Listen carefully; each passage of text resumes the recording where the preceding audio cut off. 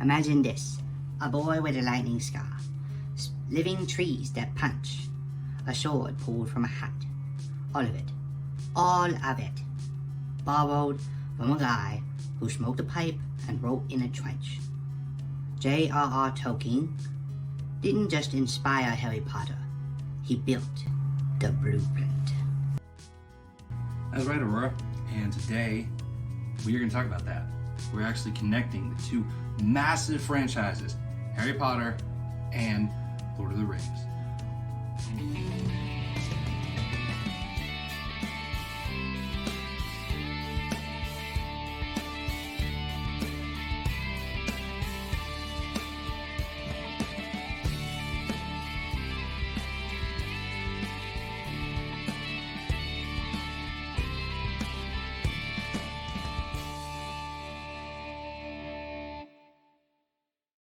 Hey everyone, welcome back to Press Pause.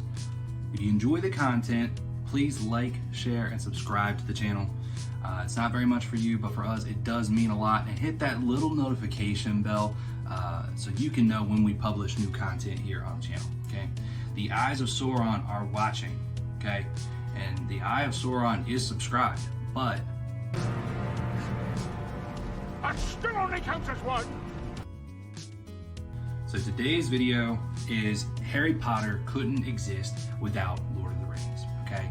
This is something that we've thought about for a very long time now. We actually scripted this out maybe a couple of years ago, but it's something we really wanted to bring forward now because of obviously the new hype with the new Harry Potter series coming out, as well as there's going to be another installment in the Lord of the Rings franchise. So very excited about these two things, but we're going to talk about that today, about how they couldn't exist, right?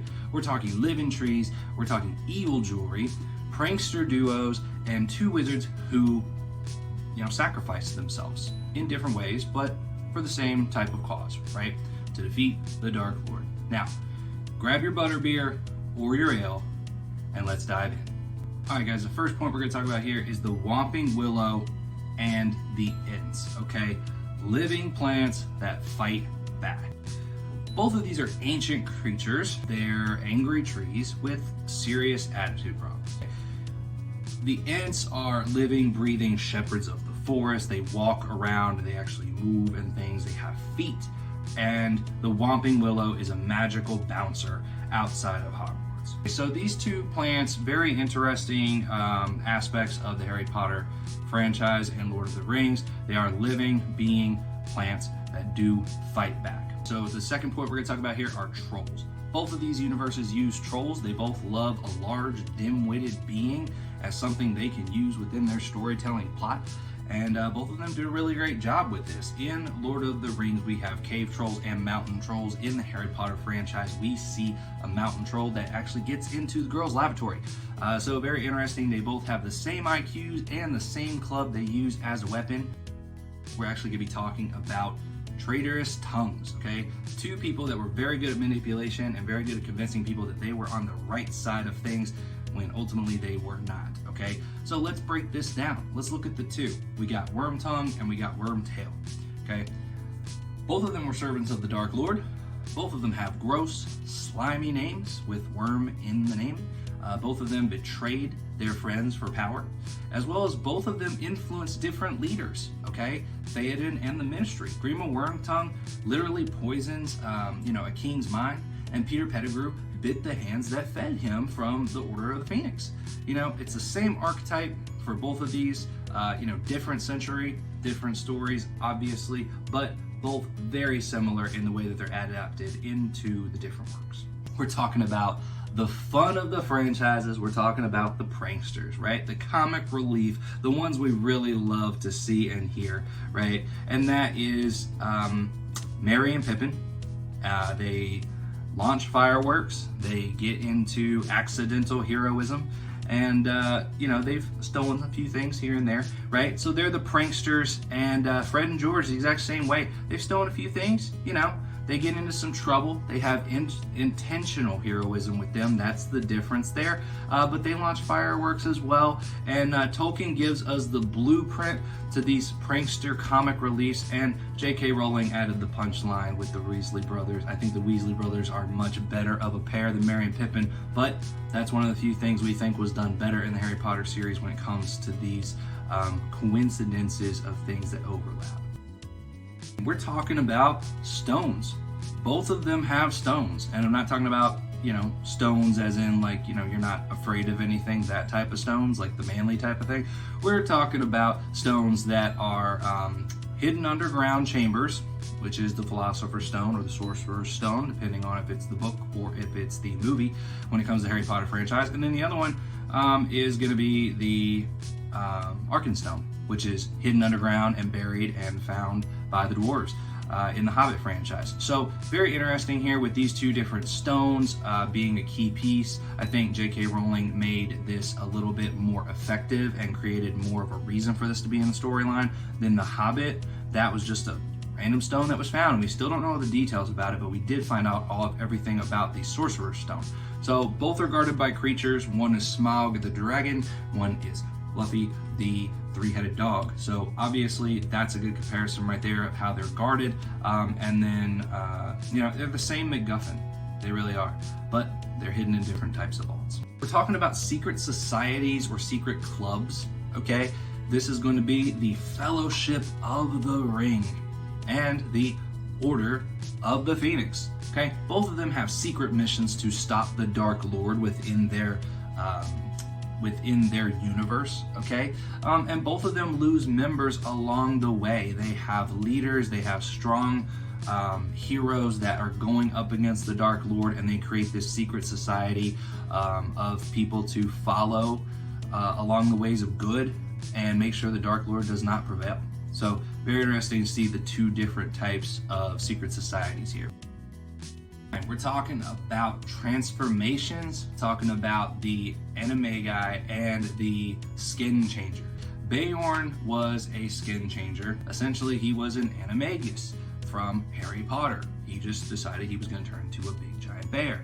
Okay, so he's a bear man. And then when you look at Sirius, he turns into a dog. You look at McGonagall, she turns into a cat. You look at Pettigrew, he turns into a rat. There are plenty of different animagus from the Harry Potter franchises, but Tolkien made it something that was very rare with his character of Beorn.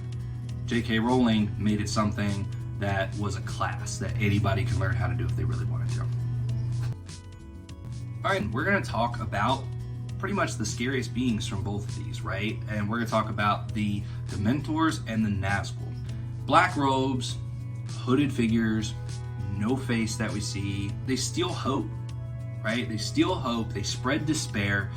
Basically, Tolkien invented depression on horseback, and J.K. Rowling gave it a kiss.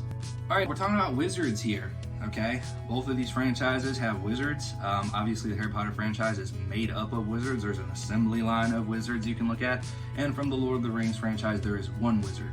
Absolutely one, that is it. One wizard to rule them all. Nope, that's not true. There's 5, and 2 of them we didn't even get to see because Dumbledore can't even remember their names. So very interesting in that situation. But let's go line by line of this, okay? We're gonna look at, they're both bearded, they're both wise, they're both slightly chaotic, right? Causing a lot of drama to go on within the universe. And they're wrapped up in that drama, right?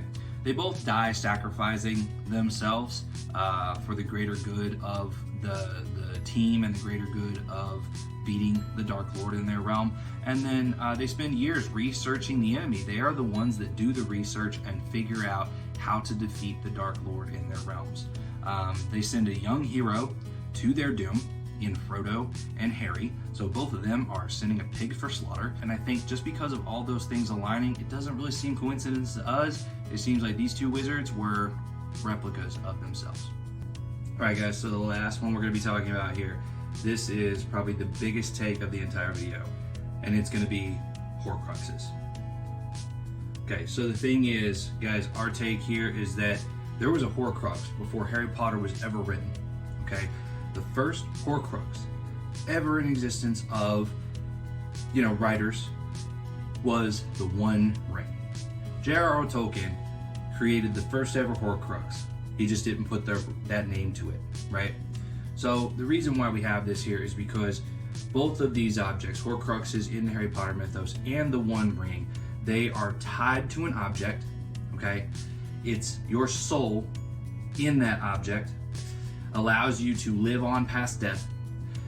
The object harms the wearer or the person who has it, which we see with the diary and how it affects Ginny Weasley. We see it with the locket and how it affects Ron, Harry, and Hermione.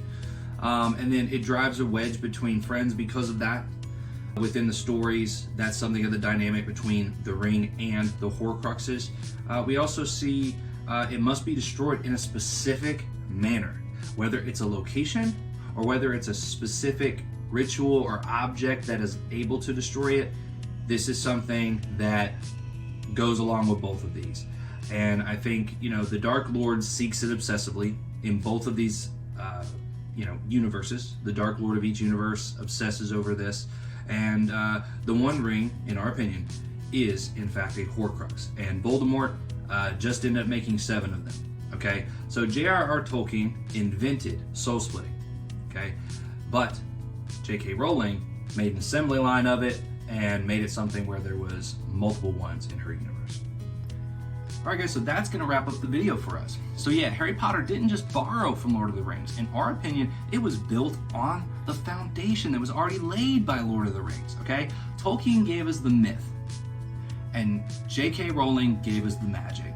Together, both of these gave us everything that we want in a franchise, in a story, and I think watching the two of them makes everything complete, from everything that you would ever want to see out of a franchise film series. There's more family involved with Harry Potter.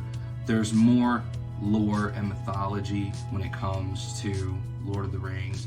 And I just think that both of these together are amazing. And when you look at the Harry Potter franchise, obviously it came later, and it looks like there's a lot of inspiration that could have come from that, which is probably a really good thing because Harry Potter is so great because of some of these things that are similar to Lord of the Rings. But what do you think? Which one do you prefer, Lord of the Rings or Harry Potter? Leave your thoughts in the comments. Let us know which one of these you disagree with, or if there's any of these that we might have left off the list. Anything you can think of that are similar in both franchises. If you liked this video, smash that like button, subscribe to the channel, and hit that notification bell, right? That'll let you know when our content is being produced. And until then, Christ is King, and we'll catch you guys on the next video.